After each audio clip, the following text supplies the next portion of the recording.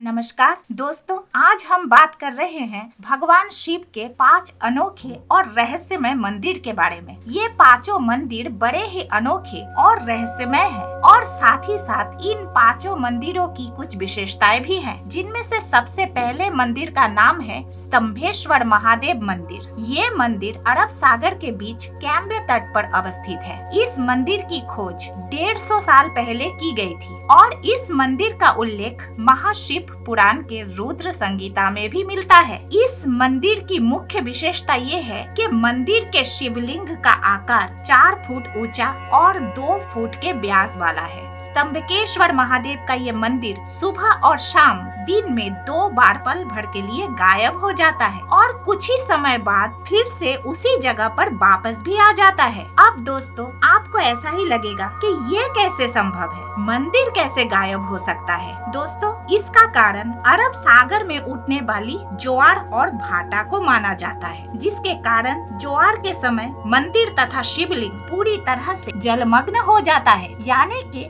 मंदिर सुबह और शाम को कुछ पल के लिए समुंदर में डूब जाता है और ज्वार हटते ही फिर से उसी स्थान पे दिखाई देता है। और ये प्रक्रिया प्राचीन समय से चली आ रही है, जिसके कारण यहाँ आने वाले श्रद्धालु मंदिर में भगवान के दर्शन सिर्फ तभी कर पाते हैं जब समुंदर की लहरें पूरी तरह से शांत हो और यहाँ आने वाले श्रद्धालुओं को एक खास तरह की पर्ची बांटी जाती है, जिसमें ज्वार भाटा आने का समय लिखा होता है, ताकि श्रद्धालुओं को भगवान के दर्शन के लिए कोई परेशानी ना हो। इसके अलावा इस मंदिर से एक और पौराणिक कथा भी जुड़ी हुई है। कथा के अनुसार राक्षस तारकासुर ने शिव जी की कठोर तपस्या की। एक दिन शिव जी ने प्रसन्न होकर उसे दर्शन दिए और उसे एक वरदान मांगने को कहा। वरदान के रूप में तारकासुर ने मांगा कि उसे केवल शिव जी का पुत्र ही मार सकेगा और वो भी 6 दिन की आयु का। शिव जी ने तारकासुर को ये वरदान दे दिया और वहाँ से अंतर्ध्यान हो गए। वरदान मिलते ही तारकासुर तीनों लोकों में हाहाकार मचाने लगा, जिससे समस्त देवतागण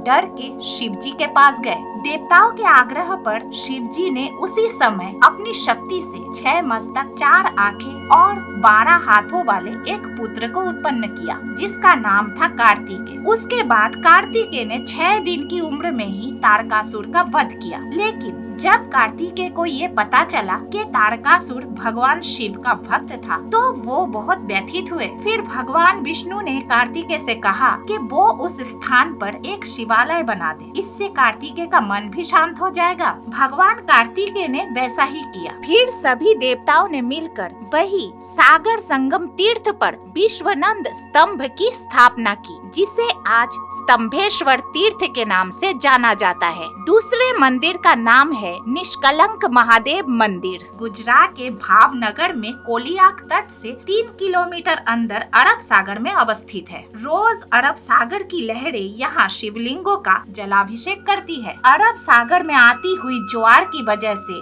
ये मंदिर पूरी तरह से जलमग्न हो जाती है। ज्वार के समय सिर्फ इस मंदिर का खंबा और पताका ही नजर आता है, जिसे देखकर ये अंदाजा नहीं लगाया जा सकता कि यहाँ समुंदर में पानी के नीचे भगवान शिव का प्राचीन मंदिर भी है। लोग पैदल चल के ही इस मंदिर में भगवान के दर्शन करने आते हैं और इसके लिए लोगों को ज्वार उतरने का इंतजार करना पड़ता है। दोस्तों, ये मंदिर महाभारत कालीन बताया जाता है। ऐसा माना जाता है कि पांडवों ने कौरवों की हत्या करके युद्ध जीता था और युद्ध समाप्ति के बाद पांडवों को ये एहसास हुआ कि अपने सगे संबंधियों की हत्या करके उन्होंने महापाप किया है और इस पाप से छुटकारा पाने के लिए पांडव भगवान श्री कृष्ण के पास गए और भगवान श्री कृष्ण ने पाप से मुक्ति पाने के लिए पांडवों को एक काला ध्वजा और एक काली गाय सौंपी और उन लोगों को गाय का अनुसरण करने को कहा और कहा कि जब गाय और ध्वजा का रंग काले से सफेद हो जाएगा, तब समझ लेना तुम सबको पाप से मुक्ति मिल गई। और साथ ही भगवान श्री कृष्ण ने ये भी कहा कि जिस जगह पर ये चमत्कार होगा,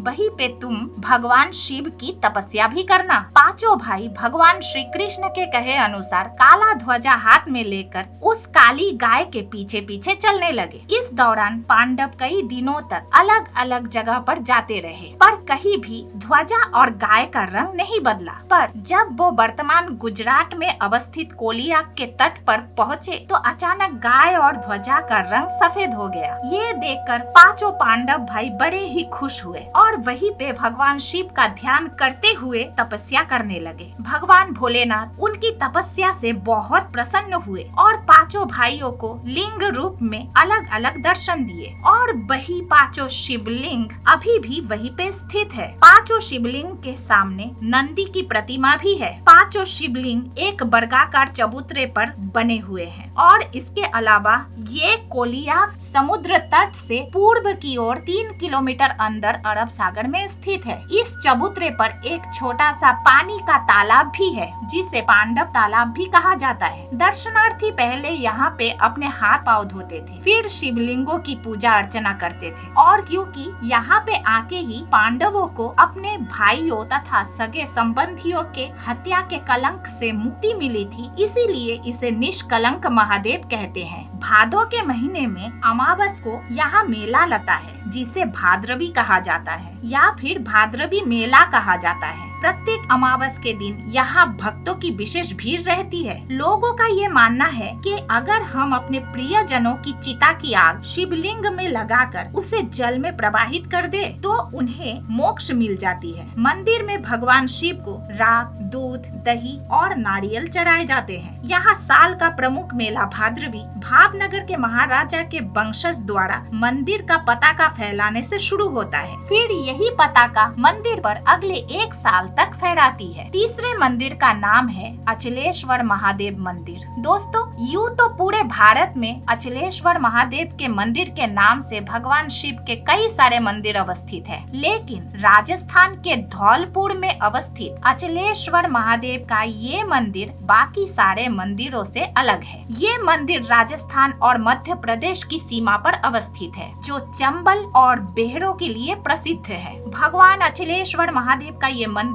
इन्हीं दुर्गम बेहरों के बीच अवस्थित है। इस मंदिर की मुख्य विशेषता ये है कि इस मंदिर का शिवलिंग दिन में 3 बार रंग बदलता है। सुबह में शिवलिंग का रंग लाल होता है और दोपहर के समय शिवलिंग का रंग केसरिया हो जाता है और जैसे जैसे शाम होती है शिवलिंग का रंग सांवला हो जाता है और इन रंगों के बदलाव के रहस्य को कोई नहीं जानता। दोस्तों, अचलेश्वर महादेव का ये मंदिर बहुत ही प्राचीन है और क्योंकि मंदिर का ये इलाका डाकुओं के लिए बहुत प्रसिद्ध था तो इसीलिए यहाँ ज्यादा श्रद्धालु नहीं आते थे। यहाँ कम श्रद्धालु आते थे और इसके साथ ही यहाँ पहुँचने का रास्ता बहुत ही पथरीला और उबड़ खाबड़ था। पर जैसे जैसे भगवान के बारे में लोगों को पता चलने लगा तो यहाँ पर भक्तों की भीड़ भी बढ़ने लगी और लोग यहाँ भगवान के दर्शन के लिए आने लगे। इस शिवलिंग की एक और खास बात ये भी है कि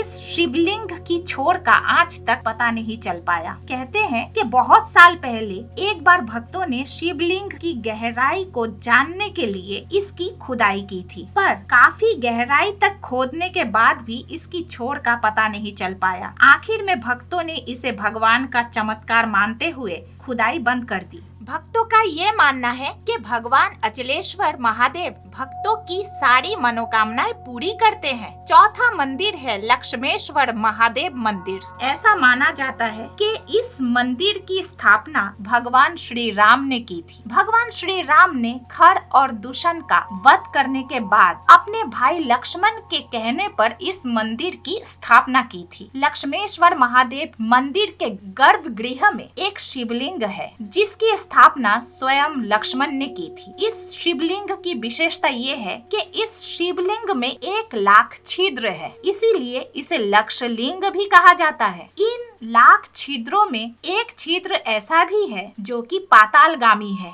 क्योंकि उसमें जितना भी जल डाला जाता है वो सब उसमें समा जाता है। लेकिन एक छिद्र अक्षय कुंड है, क्योंकि उसमें जल हमेशा ही भरा रहता है। लक्षलिंग पर चढ़ाया गया जल मंदिर के पीछे कुंड में भी चले जाने की मान्यता है, क्योंकि कुंड कभी भी सूखता नहीं है। लक्षलिंग जमीन से करीब 30 फीट ऊपर है और इसे स्वयंभू भी माना जाता है। पांचवा मंदिर है बिजली महादेव मंदिर। भगवान शिव के अनोखे अद्भुत मंदिरों में से एक है हिमाचल प्रदेश के कुल्लू में अवस्थित बिजली महादेव मंदिर। दोस्तों, कुल्लू का पूरा इतिहास ही बिजली से जुड़ा हुआ है। कुल्लू शहर में ब्यास और पार्वती नदी के संगम के पास एक ऊंचे पर्वत पर बिजली महादेव का ये प्राचीन मंदिर स्थित है। पूरी कुल्लू घाटी में ये माना जाता है कि ये घाटी ही एक विशालकाय सांप के रूप में है और भगवान शिव ने इस सांप का वध किया था। जिस जगह पर ये मंदिर है वहाँ शिवलिंग पर हर 12 वर्ष बाद आकाश से भयानक बिजली गिरती है।